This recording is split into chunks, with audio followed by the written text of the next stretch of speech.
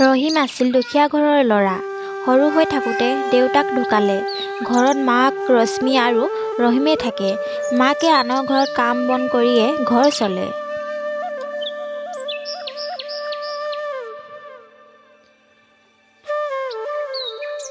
আহা বেটা, ভাত খাই লোৱাহি।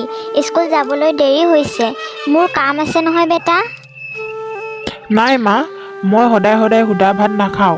মই গাখীৰ লগতহে খাম, নহ'লে মই ভাত নাখাওঁ। ঘৰত গাখীৰ নাই বেটা। ৰ'বা, মই ৰতনৰ ঘৰত গৈ চাওঁ, পাম নেকি। ককাই, গাখীৰ আছে নেকি? মোৰ ল'ৰাটোক কিমান সুদা ভাত খুৱাম। মোৰ বহুত বেয়া লাগে। সদায় এগিলাচ এগিলাচ গাখীৰ দিব। মই আপোনাৰ ঘৰত কাম কৰি দিম। ঠিক আছে হ'ব, মোক এনেও কাম কৰাৰ মানুহ লাগিছিলে, ভালেই হ'ল। সেইদিনাখনৰ পৰা ৰতনৰ ঘৰত ঝাৰু মাৰে, বাচন ধুৱে, কাম কৰিয়ে ৰহিমক ভাল ভাল কাপোৰ পিন্ধাইছে, ভাল খাদ্য খুৱাইছে আৰু স্কুলো পঢ়াইছে। যদি কাম নাপায়, ৰশ্মিয়ে লঘোণত থাকে। মা, আপুনি আনৰ ঘৰত কিমান কাম কৰিব? মই যেতিয়া ডাঙৰ হ'ম তেতিয়া আপোনাক মই একো কাম কৰিব নিদিওঁ, সুখত ৰাখিম। মোৰ ৰজা বেটা, তুমি যেতিয়া চাকৰি কৰিবা, পইচা আনিবা, মই তেতিয়া ৰাণীৰ দৰে বহি বহি ৰাজ কৰিম। হা হা হা। মা, মোৰ টোপনি ধৰিছে, সাধু কথা কোৱা। ৰশ্মিয়ে ৰহিমক কোচত ৰাখি সাধু কথা কয় আৰু ৰহিমে আৰামত টোপনি যায়। কেতিয়াবা এনেকুৱা হয়, ঘৰত খাবলৈ একো নাথাকে। ৰশ্মিয়ে নেখায়, কিন্তু ৰহিমক খাবলৈ দিয়ে। মা আহক, মোৰ লগতে ভাত খাওঁ। বেটা, মোৰ পেট বিষ হৈছে। খালে আৰু বেমাৰীহে হ'ম, কষ্টহে হ'ব। ৰ'বা, মই পানী এগিলাচ লৈ আহোঁ। ৰহিমে চব্জি ল'বৰ কাৰণে পাকঘৰলৈ যায় আৰু ঢাকনি খুলি চাই আচৰিত। অৰে, ইয়াত দেখোন একো নাই। বুজিলো, মায়ে একো খোৱা নাই, যি আছিলে মোকে খাবলৈ দিলে। ৰহিমৰ চকু পানী ওলাই গ'ল। এনেদৰে দিন পাৰ হ'ল। ৰহিমেও চহৰত চাকৰি পালে, বিয়াও পাতিলে। ৰশ্মিয়েও চহৰত থাকিব ল'লে, কিন্তু বোৱাৰীকে সিহঁতৰ লগত থকাটো বিচৰা নাছিল। ৰহিমক ওলোটা কিবা কিবি কথা লগাই ৰশ্মিক খেদিবলৈ বিচাৰিলে। মই মাক কিমান বুজাওঁ, ভাল ভাল কাপোৰ পিন্ধক, ভালকে থাকক, কিন্তু মায়ে মোৰ কথা নুশুনে। তোমাৰ লগৰবোৰে ঘৰলৈ আহিলে কয় যে কাম কৰা মানুহ হয় নেকি। মই বহুত লাজ পাওঁ। আমাক জানি শুনি লাজ দিছে। ইয়াতকৈ গাঁৱত থাকিলে ভাল হ'ব। তুমি ঠিকে কৈছা, আমাক বেলেগৰ আগত লাজ দিছে। মা, আপুনি গাঁৱতে থাককগৈ, মই খৰচ পাতি দিয়ে থাকিম। বেটা, মই ইয়াত থাকিলে যদি তোমাৰ বদনাম হয়, তেনেহ'লে মই গাঁৱতে থাকিমগৈ। তুমি খৰচ পাতি মোক দিব নালাগে। মোৰ যিমান দিনলৈকে হাত ভৰি চলি থাকিব, সিমান দিনলৈকে নিজে কৰি খাম। বোপাই, তুমি মাত্ৰ ভালে থাকা। হেৰা, শুনিছানে? মই চেকআপ কৰি গম পালো যে মোৰ কিডনী দুটা বেয়া হৈছে। যদি সোনকালে চিকিৎসা নকৰোঁ, তেতিয়া ডক্তৰে জীয়াই থাকিম নে নাথাকিম ক'ব নোৱাৰিম বুলি কৈছে। কি হৈছে এইবোৰ? এতিয়া কি কৰিম? চিন্তা নকৰিবা, কিবা নহয় কিবা উপায় উলিয়াব লাগিব। লগৰবোৰলৈ ফোন কৰি চাব লাগিব।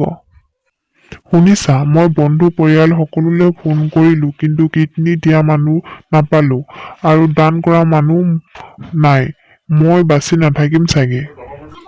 এতিয়া কি হ'ব?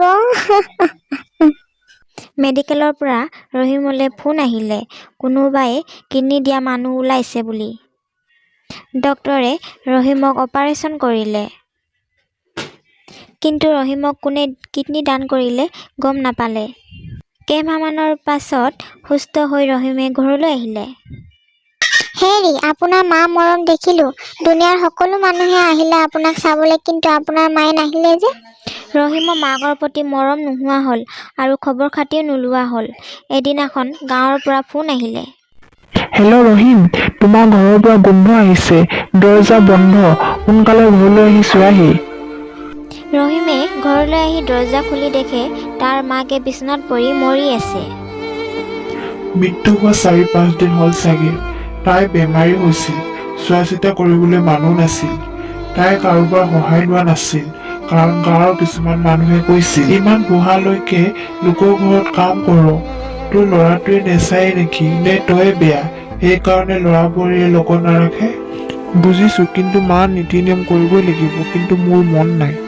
ৰমেনে মাকৰ নীতি নিয়ম কৰিলে আৰু সিহঁতৰ ঘৰত গাঁৱৰ ৰাইজ গোট খালে।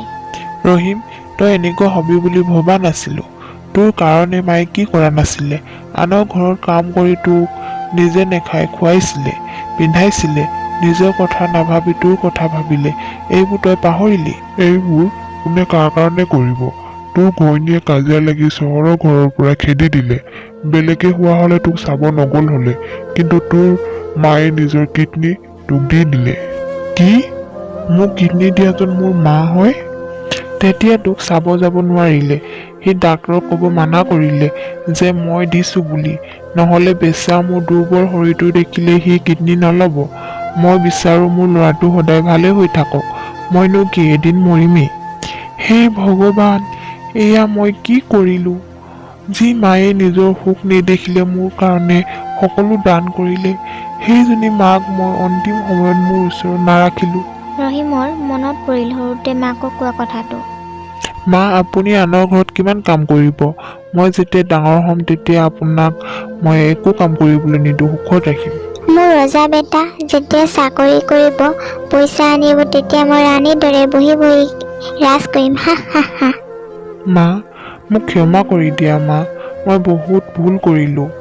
মা, মই তোমাক এটকাও নিদিলোঁ, কিন্তু তুমি মোৰ কাৰণে গোটেই জীৱনটোকেই দিলা মা। আহ আহ আহ আহ। যাৰ কাৰণে পৃথিৱীখন দেখিলা, মা সমান কোনো হ'ব নোৱাৰে। মাকে নিজৰ ল'ৰা ছোৱালীক কেতিয়াও বেয়া হ'বলৈ নিদিয়ে। মাক কেতিয়াও অত্যাচাৰ কৰিব নাপায়। এতিয়া বুজিলা নহয়? মা কাৰো লগত তুলনা নহয়। ৰহিমে গোটেই জীৱনটো পস্তাই থাকিলে।